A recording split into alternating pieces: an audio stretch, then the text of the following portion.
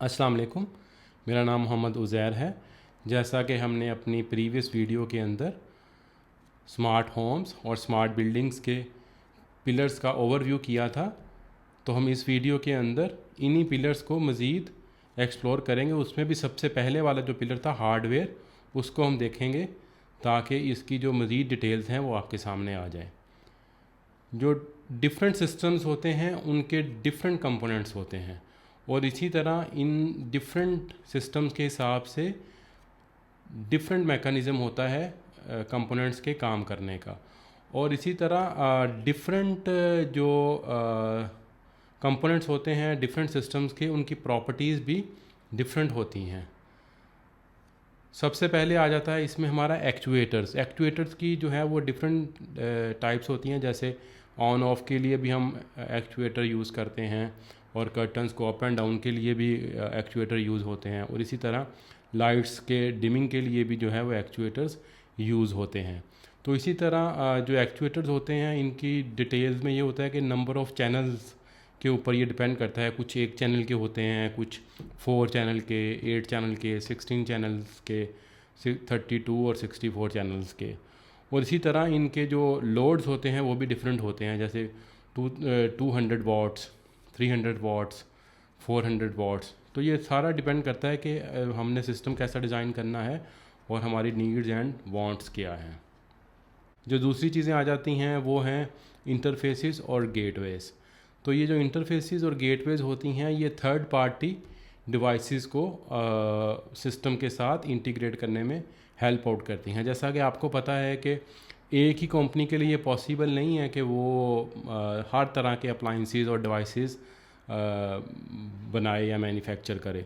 तो इसलिए third party integration जो होती है ये भी बड़ा इम्पोर्टेंट रोल प्ले करती है। तो इसके लिए हम जो कंपोनेंट यूज़ करते हैं उसको इंटरफेसेस और गेटवेज बोलते हैं।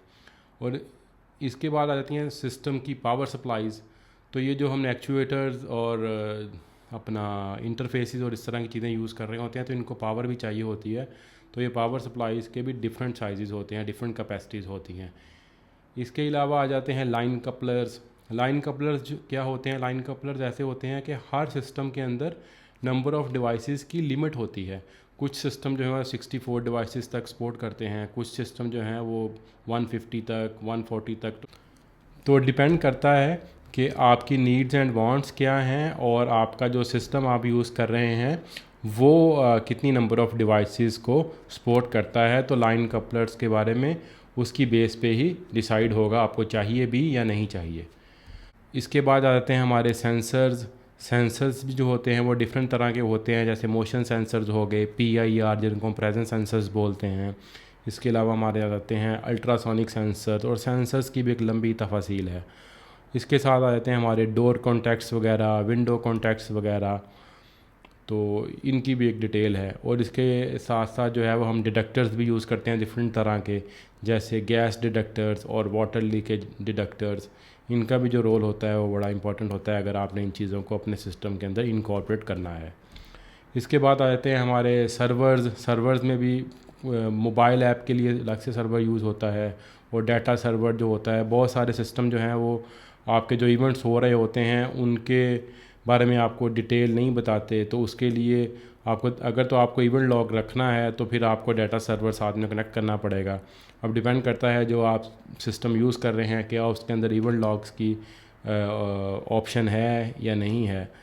तो ये जो सिस्टम के कंपोनेंट्स होते हैं इनका जो रोल होता है वो बड़ा ज़्यादा इंपॉर्टेंट होता है। इसकी इसी लिहाज से जो है वो हमें इसकी स्केलेबिलिटी और एक्सपेंडिबिलिटी को देखना पड़ता है फ्यूचर के हिसाब से। अगर हमें फ्यूचर में इसको एक्सपेंड करना हो तो ये हो जाएगा, नहीं होगा, तो ये सारी चीज़ें जो हैं वो उसके अंदर स्टडी करनी पड़ती हैं।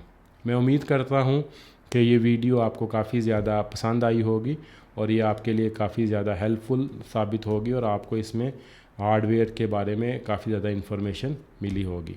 Thank you.